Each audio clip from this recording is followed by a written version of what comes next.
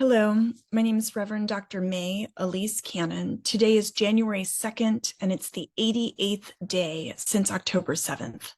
I have a lot of updates today. In the last 24 hours, there was an explosion in Beirut, in a suburb of Lebanon, and it was confirmed that Salah AlAhrar, deputy leader of the Hamas political bureau and co-founder of Hamas's military wing, the Al-Qassam brigades.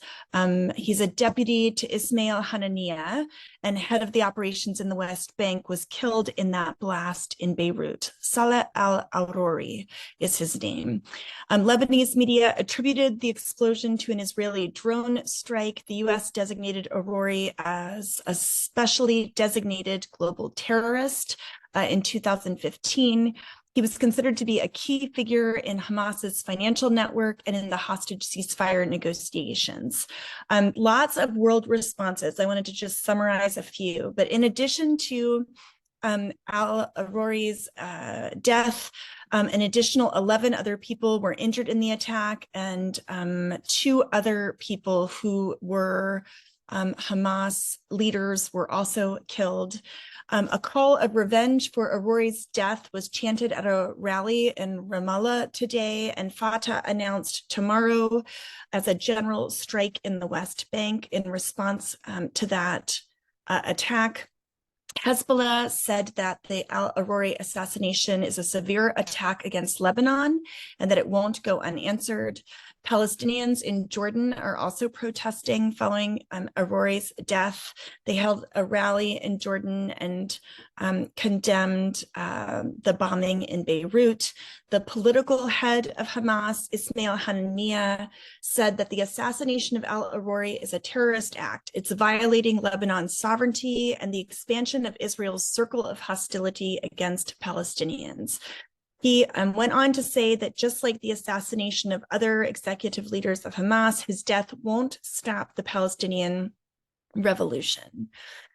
Arab sources have reported that this has halted all deal negotiations in relation to the release of the additional 100 plus hostages that continue to be held in Gaza. The talks now seem to be focusing primarily on preventing escalation, particularly in North Israel and with Hezbollah on the border of South Lebanon. According to sources, those involved in the talks mediated by Egypt and Qatar, this assassination has changed the situation, and now progress is not possible.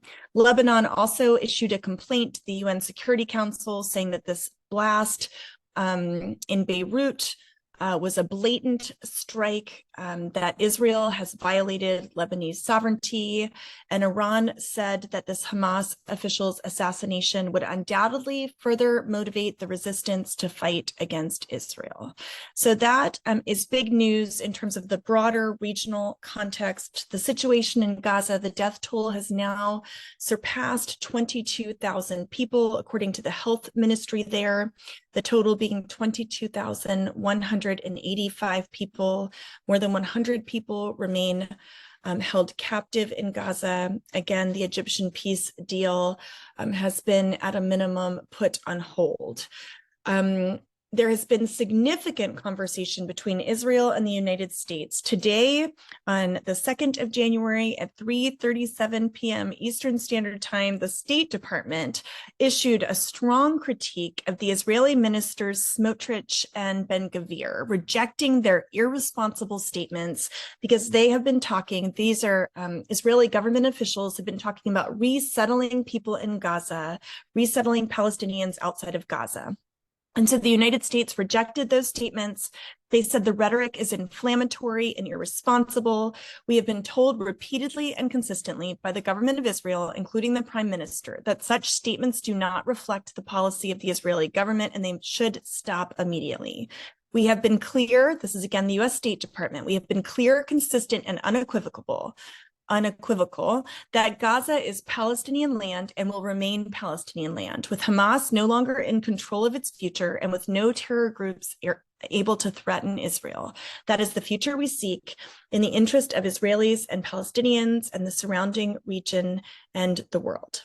The United States also, not in that statement, but they also have challenged Netanyahu and said that he needs to push back. You may recall that I reported, and it's been in the news, that tax revenues have been held by the current Israeli government and not paid out to the Palestinian Authorities. So the US has challenged Netanyahu and said he has to push back against coalition members who are preventing Israel from releasing the withheld tax revenues from the PA. The statements that Ben-Gvir and Smotrich made earlier this week, Ben-Gvir said yesterday at a party meeting, he called for a plan for the emigration of Palestinians living in Gaza, that they should move to other countries. He said this move would, quote, help bring communities near Gaza back home, as well as Gush Katif, alluding to bringing settlements end quote. So help bring communities near Gaza back home. Ben-Gvir was talking about the settlements that were removed from Gaza in 2005. And it's suspected that he was talking about Gaza or Israelis resettling Gaza after the war. And that's what the US was responding so strongly to. Smotrich said, in a meeting just in the last 2 days, that Israel will permanently control the Gaza Strip to ensure security. And that is what the US was responding to. Ben-Gvir responded to the US condemnation and said, we're not just another star on the American flag. He said, I greatly appreciate the US, but with all due respect, we're not just a star on the flag. The migration of hundreds of thousands of Gaza would allow the residents of Gaza's periphery, meaning Israelis, to return home. The US is our good friend, but above all, we will do what is best for Israel. Israel also rejected US pressure to shift the war in Gaza to a phase with less heavy bombing in populated areas. The US has been talking about moving toward a ratio of 2 to 1, but according to the Israel Democracy Institute, that measure has been rejected. And we've been talking about troops pulling out of Gaza. Another reason for troops potentially to be pulled out of Gaza and for reservist troops to be returning home is because of the economy. Apparently, brigades have been pulled out over the weekend, Saturday and Sunday. And one of the reasons may be because Israel's GDP has dropped from an estimated nearly 5% growth in 2023 to 1% since October 7th, and could be negative now given the absence of hundreds of thousands of reservists, of the more than 120,000 Israelis that are currently also displaced in the north and south, in addition to the tens of thousands of Palestinian workers from the West Bank that are still barred from working in Israel proper. So that economic note is quite important. The defense minister Gallant said during a visit to the Gaza Strip that the claim that the Israeli Defense Forces intend to halt its operations is incorrect, but rather things are escalating in northern Israel.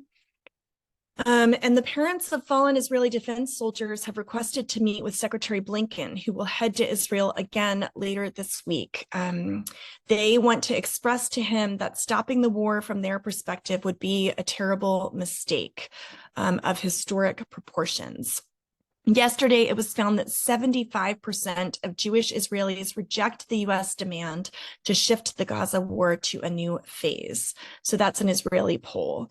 The World Health Organization issued a strong statement today, just in the last 24 hours. Al-Amal Hospital in southern Gaza near Khan Yunis was severely damaged, and the Palestinian Red Crescent Society suffered. 5 civilians were killed, including a 5-year-old infant.